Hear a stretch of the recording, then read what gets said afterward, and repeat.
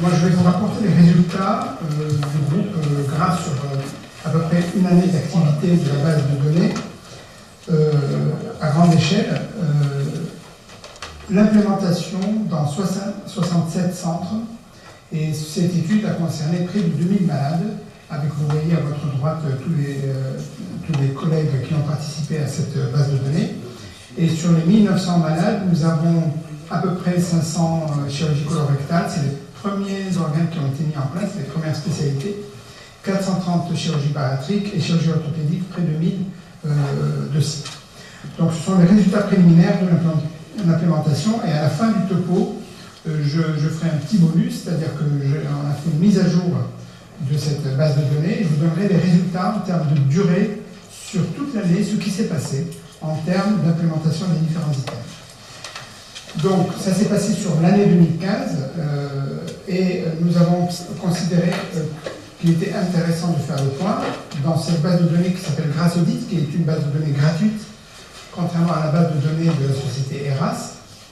Et cette base de données gratuite, elle est fournie, il suffit de s'inscrire pour les 3 spécialités. Maintenant, elle est étendue à la chirurgie hépatique, pancréatique, bientôt gynécologique et thoracique.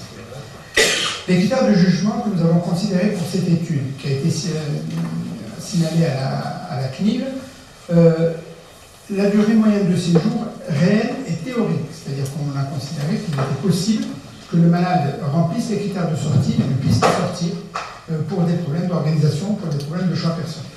La morbidité post-opératoire, qui est un critère de jugement essentiel. Le degré d'application des différents éléments du programme. Il y a une vingtaine d'éléments pré-, per- et post-opératoires de chaque programme. Et la relation entre durée de séjour et taux d'implémentation, ou nombre d'items implémentés de manière effective. Là, vous voyez la globalité des 1900 patients, rien d'extraordinaire. Hein. Nous avons une majorité de chirurgie carcinologique pour le côlon et le rectum, 76% de chirurgie laparoscopique. Pour la chirurgie bariatrique, il y a des SNIL, mais il y a aussi des bypass en Y et des bypass avec une seule anastomose. Majorité absolue de voies célioscopiques. En chirurgie orthopédique, vous voyez qu'il y a à peu près 61% de chirurgie de la hanche, 37% de chirurgie du genou et d'autres techniques chirurgicales. Donc là, c'est la globalité des données de ce GrassAudit. Alors, en termes de DMS et de morbidité, d'abord la DMS. Vous voyez les 3 colonnes, chirurgie colorectale, chirurgie bariatrique, chirurgie orthopédique. Prenons la chirurgie colorectale, vous avez une DMS réelle de 6,5. Sachez qu'en France, la DMS, selon le PMSI pour la chirurgie colorectale, elle est entre 11 et 13 jours selon le type d'activité privée ou publique. Avant l'implémentation de la réhabilitation améliorée, une étude de la CNAM a montré qu'on gagnait facilement 4 à 5 jours ce qui confirme un peu les données de la littérature, dans la RAC. La différence entre DMS théorique et DMS réel est d'à peu près 1 jour, c'est-à-dire qu'on a perdu 1 jour entre les critères de sortie et la sortie réelle des malades pour des problèmes organisationnels, on y reviendra.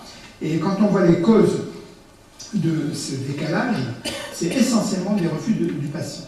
C'est-à-dire un peu le rôle des médecins et de l'équipe paramédicale qui n'a pas bien informé le malade de la nécessité de sortir rapidement, de l'utilité de sortir rapidement. Donc ça, c'est un défaut d'information probablement préopératoire qui a fait que les malades ont refusé pour la majorité de sortir. Le reste, c'est des problèmes de soins de suite. On n'a pas trouvé, on a prévu une place, mais la place n'était pas disponible, etc. Pour la chirurgie bariatrique, vous voyez que la durée moyenne de séjour, elle est de moins de 3 jours. En France, c'est autour de 6 jours avant l'ère de la réhabilitation améliorée. Il n'y a pas beaucoup de différence entre la durée de sortie théorique et la réelle.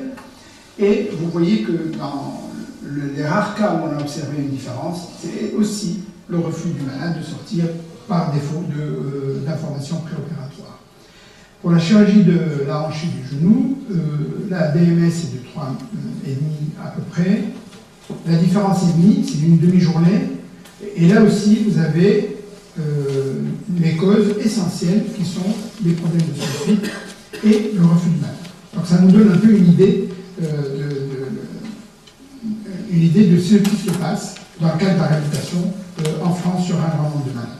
En termes de morbidité, La morbidité globale, vous savez que la morbidité est réduite en chirurgie colorectale, essentiellement la morbidité médicale. On retrouve la même chose ici dans la chirurgie colorectale. On a 20%, globalement c'est entre 30 et 35%, toutes séries confondues après chirurgie colorectale, morbidité globale.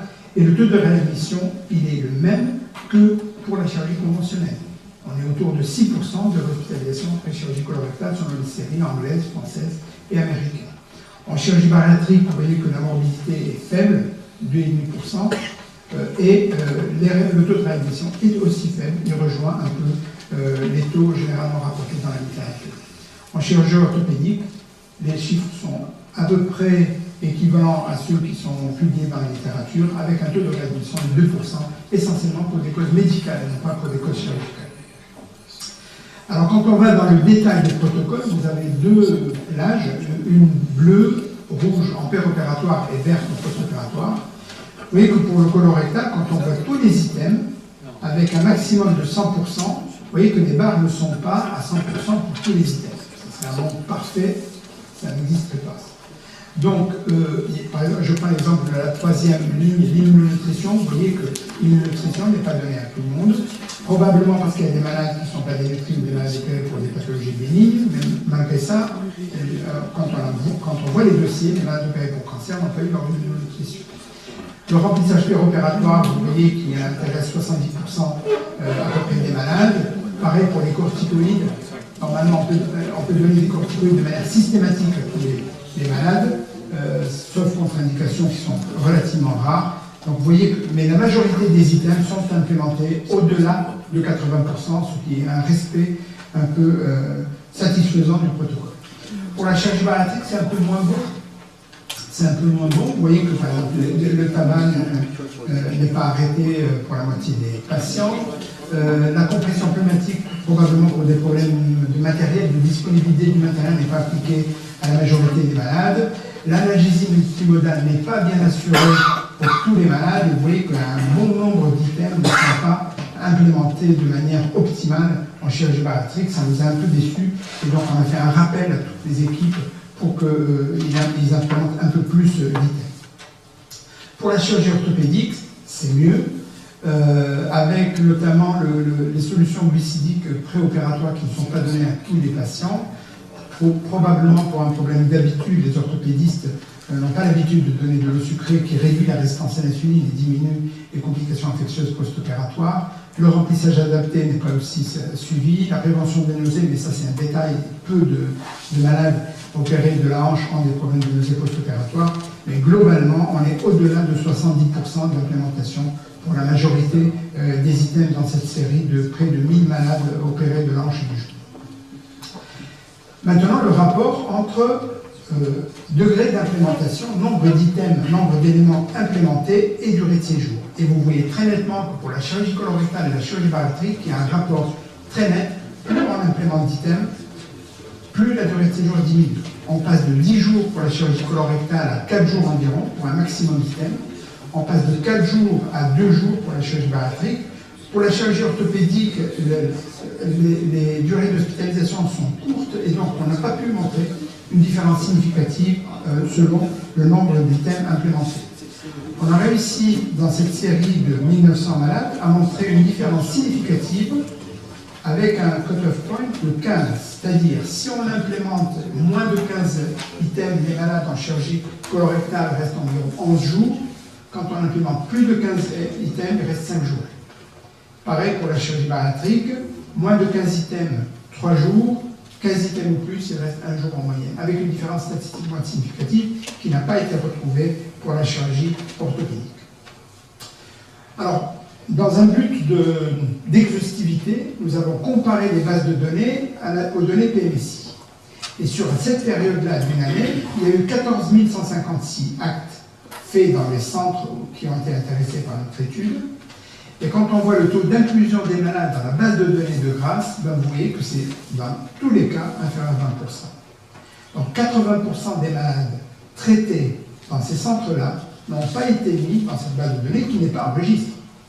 C'est une simple base de données qui permet aux collègues de s'auditer, de voir ce qu'ils font, le taux d'implémentation des différents items et la relation entre implémentation et durée de séjour.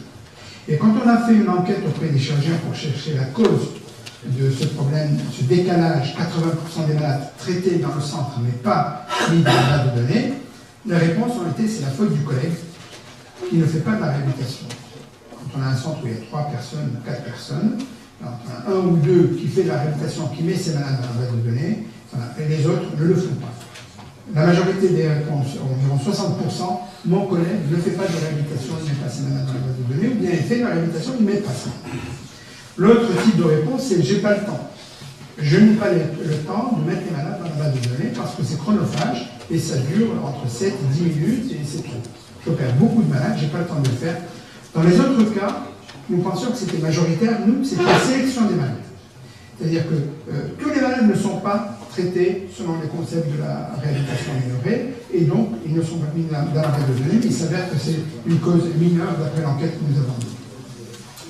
Maintenant, l'évolution, c'est un peu, ça n'existe pas dans l'abstract que je vous ai donné parce qu'on l'a fait récemment. L'évolution des pratiques au fil de l'année d'études, au fil de l'année et demie, parce qu'on est allé au-delà de cette année-là, est-ce que c'est resté stable? Est-ce que ça s'est amélioré? Est-ce que ça a diminué? Vous voyez les courbes. Donc, de mars 2015 à août 2016, nous avons pris les items chirurgicaux, nous sommes dans une académie de chirurgie. Et bien, quand on voit les items chirurgicaux, l'absence de sonde gastrique systématique, c'est pratiquement 100% des malades, c'est stable. Les chirurgiens, notamment chirurgie colorectale, ont compris que la sonde gastrique était inutile. C'est acquis, c'est fait, c'est dans les notes. Quand on voit le recours à la laparoscopie, qui est un élément essentiel de la chirurgie maline-invasive, de la chirurgie colorectale, nous avons une diminution progressive du recours à la laparoscopie. Ça peut sembler bizarre, mais en fait l'explication est très simple, c'est que les chirurgiens ont compris que la laparoscopie n'était pas nécessaire pour la réhabilitation améliorée, qu'on pouvait faire la réhabilitation améliorée même par la laparotomie. Donc ils ont inclus des malades opérés par la laparotomie dans le concept de la réhabilitation améliorée. C'est l'explication. En revanche, quand on voit pour le drainage, on a une diminution significative de respect des recommandations. La recommandation, c'était quoi? C'était quand vous faites de la chirurgie colique, ne drainez pas. Quand vous faites de la chirurgie rectale, drainez. Eh bien, on voit une diminution du respect des recommandations au fil de l'année. Probablement, on ne sait pas, c'est des chirurgiens en peur, des problèmes médico-légaux, des choses de ce type-là, mais toujours est-il qu'on a une diminution du respect des recommandations au fil du temps. Et pour la préparation colique, il n'y a pas de différence significative, mais remarquez le taux d'implémentation, c'est autour de 70%. On leur a dit, quand vous opérez un côlon, vous ne préparez pas. Quand vous opérez un rectum, vous préparez. Eh bien, malgré ce type de recommandation, à peu près 70% suivent les recommandations, 30% ne suivent pas les recommandations. Pourtant, ce sont des recommandations qui datent de longtemps concernant la préparation. Et cela, c'est sur 1500 malades opérés pour les chirurgies colorectales. Donc, les actions à entreprendre pour lutter contre cette diminution du respect des recommandations, c'est essentiellement amener les chirurgiens à faire leur audit. Et la base de données grâce, elle sert d'audit aussi. Avec un seul clic, on peut s'auditer, on peut avoir ces courbes-là. Donc, les amener à s'auditer de manière répétée, ça améliorera certainement la qualité des soins. Donc, pour conclure, la base de données que je vous ai présentée concerne 1900 malades, mais maintenant, en mi-septembre 2016, nous avons 5500 malades sur les 3 pathologies. Ces études démontrent la faisabilité, on a une durée de séjour diminuée, on a un taux de complication qui est faible par rapport à la prise en charge traditionnelle, on n'a pas plus de réadmission. Ce qui témoigne de l'inocuité à grande échelle pour les 3 pathologies courantes que nous avons choisies au début. La DMS diminue significativement au-delà de 15 éléments. Et les prochaines étapes, c'est la gynécologie, la chirurgie thoracique et la chirurgie pédiatrique dans les semaines ou mois à venir. Et nous insistons auprès des collègues pour l'audit répété tous les 3 mois ou 2 fois par an pour évaluer leur pratique. Je vous remercie de votre attention.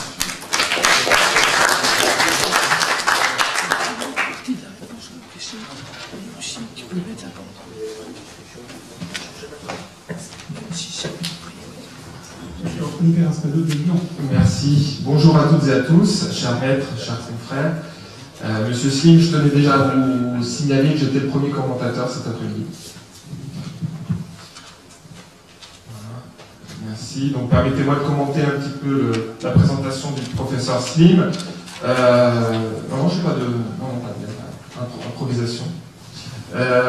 Déjà pour vous signaler que je trouvais que c'était déjà, grâce au DIT, était un très beau succès, puisque vous avez pu constater en un an 1900 patients inclus, et finalement en mi-septembre 2016, on est déjà à 5500 dossiers rentrés sur un dispositif qui est gratuit, qui est simple d'accès, mais avec une certaine lourdeur dans le remplissage qui est inhérente à la quantité de données qui peuvent nous servir et servir aux praticiens. J'ai donc souligné deux problématiques qui seraient intéressantes de corriger dans le temps, et Grace va probablement travailler sur ces points. Un, l'exhaustivité. Vous avez vu, seulement, on va dire globalement 15% des patients sont inclus dans cette base de données. On a eu une réflexion par rapport à ce sujet, et une de nos confrères suisses, le docteur Osterman qui vient tout à l'heure, a soumis l'idée que si la personne qui rentre les données n'est pas le chirurgien, l'exhaustivité est meilleure.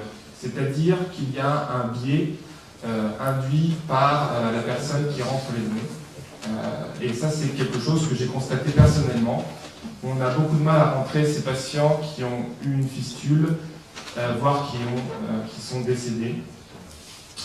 Deuxième problématique, c'est l'évolution des items dans le temps, avec, vous l'avez constaté, des items qu'on n'arrive pas à implémenter, dont l'implémentation est variable dans le temps, et des items qui sont quand même assez importants, nourris par des données factuelles importantes, comme la préparation colique et l'immunonutrition. Donc là, Grace doit travailler sur ce point, relever les articles scientifiques de bonne qualité qui démontrent que ces items doivent être implémentés. Et puis, j'ai une autre problématique personnelle que j'ai du mal à comprendre, et pour laquelle je pense que vous pouvez nous aider. Vous avez constaté que d'autres spécialités chirurgicales allaient nous rejoindre, et je ne comprends pas pourquoi nos frères, nos confrères urologues ont autant de mal à nous rejoindre, alors que ce sont des viscéraux qui pratiquent des chirurgies lourdes avec des morbidités importantes. Je pense notamment à la cystectomie. Et ils ont, depuis des années, orienté leur pratique vers la chirurgie mini-invasive, avec le respect de l'intégrité du patient. Toujours cette problématique d'essayer d'être le moins agressif possible, et pourtant on a du mal à les convier à notre démarche. J'espère que vous pourrez nous aider à faire ça.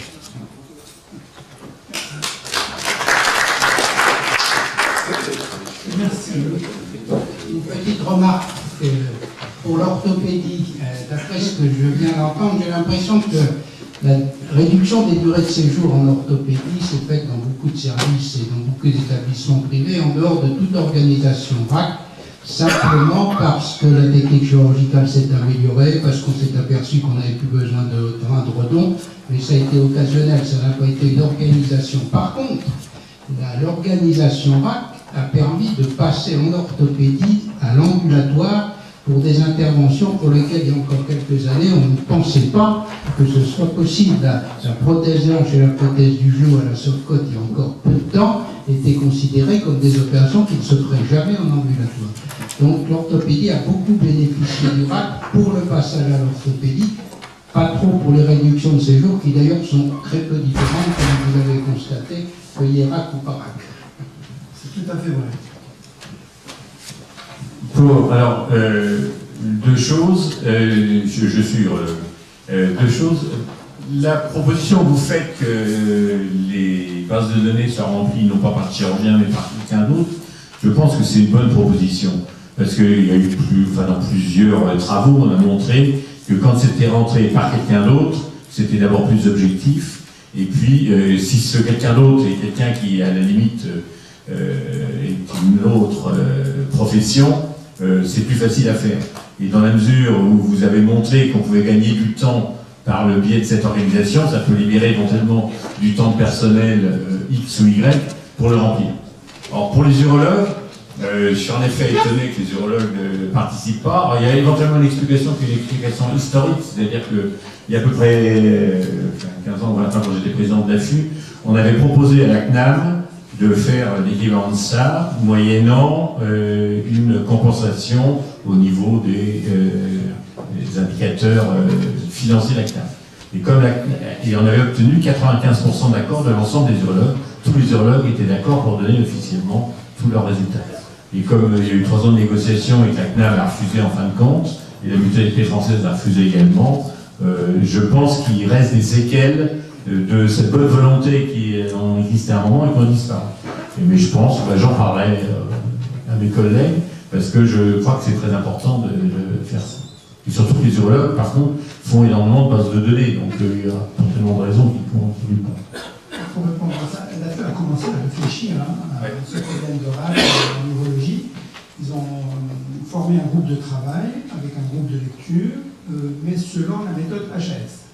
Donc vous savez la lourdeur de la méthode HAS. Donc là, ils ont 1 an à 1 an et demi par organe. Ils ont décidé de faire 3 organes, la vessie, le rat et la prostate. Ils ont commencé par la vessie, là on en est à 1 an environ c'est pas fini.